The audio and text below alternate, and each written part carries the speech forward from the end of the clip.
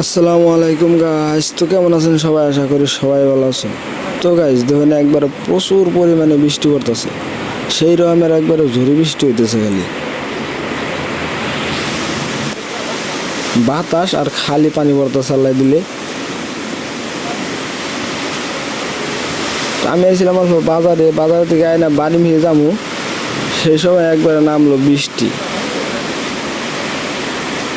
পরে এমবির এক দোকানে বললাম যে বই থেকে যাই। হ্যাঁ, বই থাকতে থাকতে আর বৃষ্টি ফুরাইতেছে না।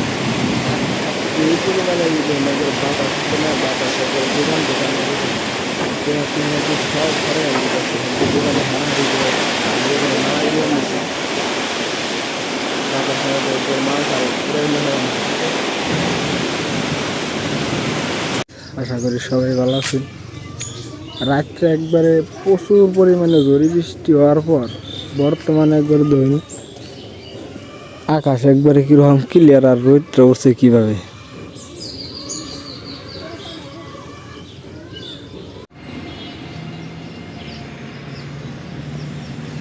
যেই পরিমাণে রোদ উঠছে আর ওই পরিমাণে গরমও। বৃষ্টি হওয়ার পরেও ভালোই গরম। তো আমি এলাম একবারে কাছে নিয়ে, যে এমবিতে একবারে পুরা কাছারে জঙ্গল হয়ে গেছে গা।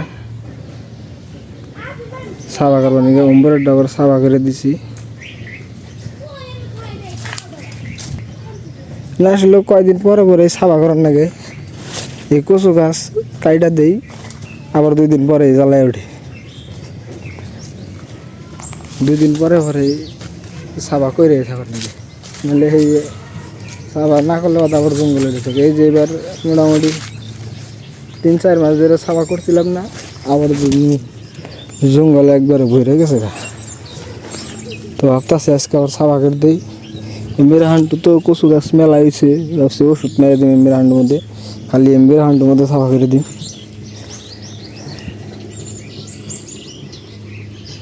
খালি জঙ্গল আর জঙ্গল, আর আকাশ দেখুন একবারে ক্লিয়ার। একবারে গরম অত্যাধিক।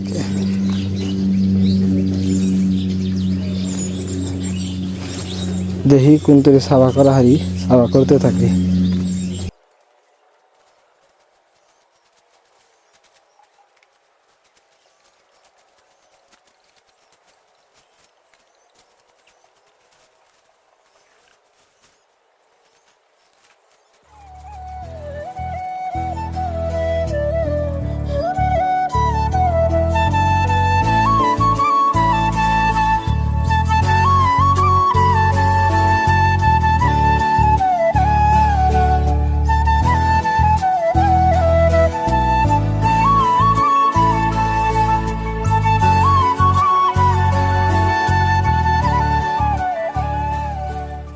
তো গাইস আলহামদুলিল্লাহ, ফাইনালি আমার 1 মিটার সাইড সাবা করা শেষ।